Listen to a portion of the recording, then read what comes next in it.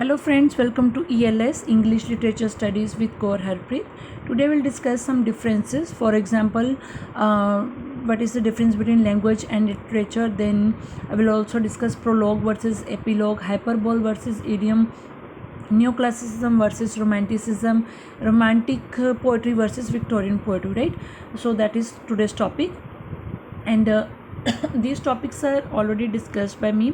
कहीं ना कहीं वीडियोस में ये चीज़ें डिस्कस हो गई हैं, लेकिन my motive today about this is कि जो भी इधर उधर कहीं ना कहीं ये डिफरेंसेस है उनको एक ही जगह पे कंपाइल करके एक ही जगह पे इकट्ठी वीडियो बनाई जाए. एंड फॉर माई दोस्त सब्सक्राइबर्स जो कि चाहते हैं कि मैं हिंदी में बोलूँ, I am getting a lot of request कि मैम थोड़ी सी हिंदी आप प्लीज़ यूज़ करें. Your I can say suggestion is most welcome. So let's get started with today's topic. First one is language versus literature. When we talk about language is an abstract system of symbols and meanings governed by grammatical rules, right? And literature refers to written works, especially those considered to be of superior or lasting artistic value. Second, language is both spoken and written, and whereas literature is mostly studies written work. You can notice the difference that language is spoken and written, and literature is mostly studied at written work. Then language was the first to come into being, right? All of us know. And literature cannot exist without language. Very easy difference. Then language, it studies rules and structures, and it is more technical than literature, whereas literature studies the work and styles of different authors. It is a more aesthetic subject, right? This is about language versus literature. Next is allegory versus metaphor. Allegory is a piece of literature where characters, images, and events act as symbols, right? And a metaphor is a literary device that makes comparison between two unrelated things.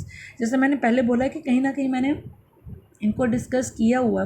For that you have to watch my those videos. I will try to find out the link कि वो particular video का link I will try to find out. अगर मुझे मिलेगा I will definitely give it in the description box और in the I button, right? Allegory adds a hidden meaning to the text. Then when we talk about metaphor, it compares two unrelated things. Then allegory makes use of symbolism and metaphor makes use of imagery. Allegory have a hidden meaning which relates to morality or politics. Metaphor do not have a hidden meaning, right? Then next is prologue versus epilogue. Prologue is the separate introductory section of a literary work, whereas epilogue is the short concluding section. Prologue is introductory section and epilogue is a short concluding section found at the end of the book, right? Prologues, it comes before the story, and epilogues, it comes after the story, right? मैंने अपनी तरफ से पूरा try किया है कि इनको simple and easy form में लिखा जाए, that it will be easy for you to understand and there would be no need to describe it, no need of explanation, right? मैं अपनी तरफ से फ्रेंड्स पूरी कोशिश करती हूँ कि आपको जो भी रिटन में दिया जाता है इंग्लिश में, that is also in simple language, right? जो मेरे फ्रेंड्स को बहुत सारे कुछ ऐसे फ्रेंड्स हैं जिनको प्रॉब्लम होती है इंग्लिश में, rather they are doing MA English, but उनको होती है problem.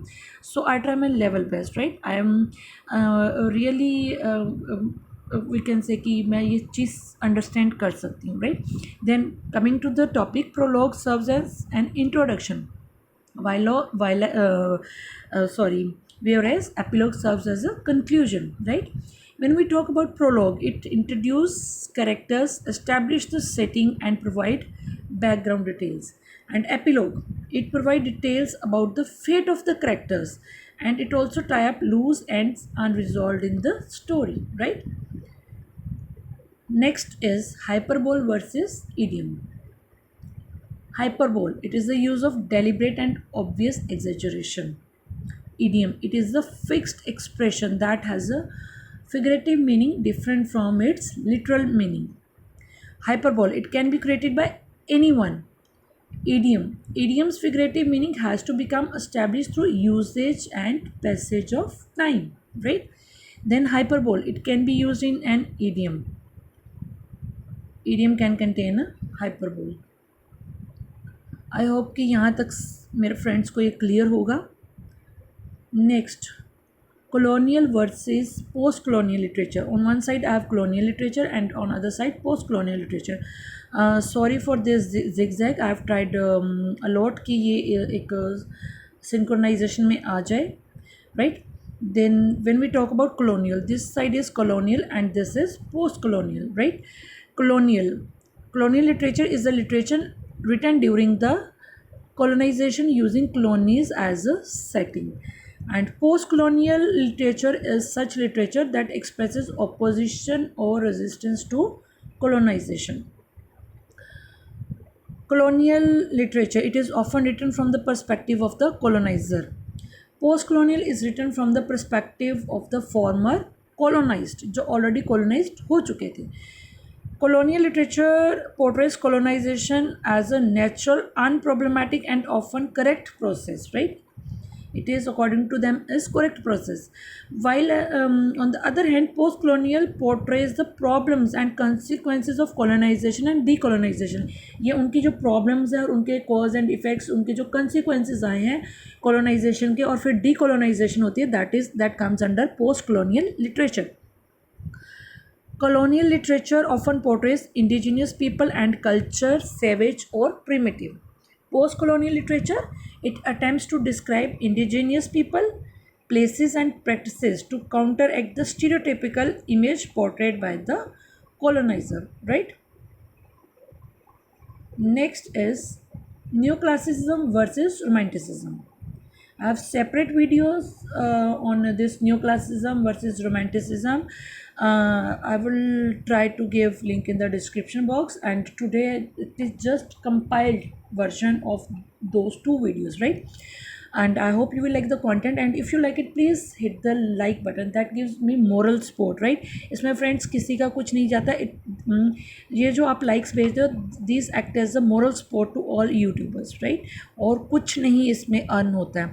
And if you like it, please share and subscribe my channel. And I hope you are mature enough कि जब हमें अच्छा कंटेंट मिलता है तो हमें उसको लाइक करना चाहिए, right? And thanks a lot again to my Facebook community. वहाँ पे मुझे बहुत अच्छे लाइक्स आते हैं for my content.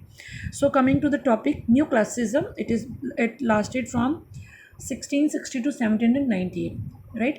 Romanticism lasted from 1789 to 1832. Neoclassicism emphasized on structure, restraint, and objectivity, whereas Romanticism emphasized on imagination, emotion, and subjectivity. Right? Neoclassicism, it drew its inspiration from classical age, that is Greeks and Romans. Neoclassicism की जो inspiration थी, that is Greeks and Romans, but Romanticism drew its inspiration from medieval eras. Neoclassicism used a calm, rational tone, whereas Romanticism used a spontaneous, sometimes moody tone. I have lot material on my channel related to these topics, right? Then when we talk about neoclassicism, then we have Milton, Pope, Dryden, then Daniel Defoe, Jonathan Swift. These are some neoclassical writers. And when we talk about romantic poets, we have Wordsworth, Keats, Lord Byron, Sir Walter Scott, P.B. Shelley, S.T. Coleridge. I have discussed each and every romantic poet, right? You can also check those videos. That will be very very helpful for you people, right?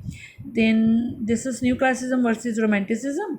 Then we have romantic poetry versus Victorian poetry. Again, I have material regarding to this on my channel. If you're interested, you can check. Coming to the point, romantic poetry, it was produced during the reign of Queen Victoria. And Victorian poetry, it was produced during the approximate period 1800 to 1850. When we talk about romantic poetry, the themes which are used in it are nature, pastoral life, medievalism, Hellenism, supernaturalism. All these are discussed, right? Then when we talk about Victorian poetry, in Victorian poetry we have medieval myths, then legends, as well as realistic issues such as the struggle between science and religion. Romantic poetry, it is revered, admired, it is respected, right? इसमें nature को as a god लिया गया, right. It is admired, in इसमें nature को admire किया गया. And Victorian portrait treated nature in more realistic and less idealised view. I think 2-3 videos back ही मैंने विक्टोरियन पोइट्री या फिर विक्टोरियन लिटरेचर कुछ उससे रिलेटेड डिस्कस किया हुआ है, right. Then romantic poetry gave prominence to emotion, imagination and spontaneity, right. We can say that spontaneous overflow of emotions, right. Then Victorian poetry, it gave more importance to intellect and realism. So friends, this is all about today's, we can say, topic. And one more I have, classical versus modern tragedy. Modern tragedy, when we talk about modern tragedy, it may have more than one central character, and classical tragedies especially have one main character.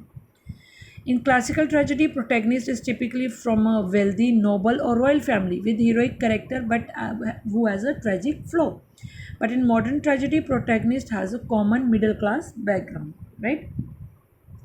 Then we have classical tragedy, which has a unified plot and one time span. With classical tragedy has HASC is not required. It has a unified plot and one time span. Whereas modern tragedy may have multiple plots and more realistic time spans, right? Classical tragedy story, in this story is about nobility, their ambitions, attempts to unify their kingdom. But modern tragedy, in this we have story which is about ordinary people and their problems, their ambitions and aspirations, right. And I've discussed one modern tragedy on my um, channel. You can check that. I will provide link in the description box. And I hope this is enough for today's, and you will like the content. And if you like it, please hit the like button, share and subscribe my channel. And if you're new my channel, please hit the bell button so that you can get notifications for my upcoming videos. Thanks a lot for watching, friends.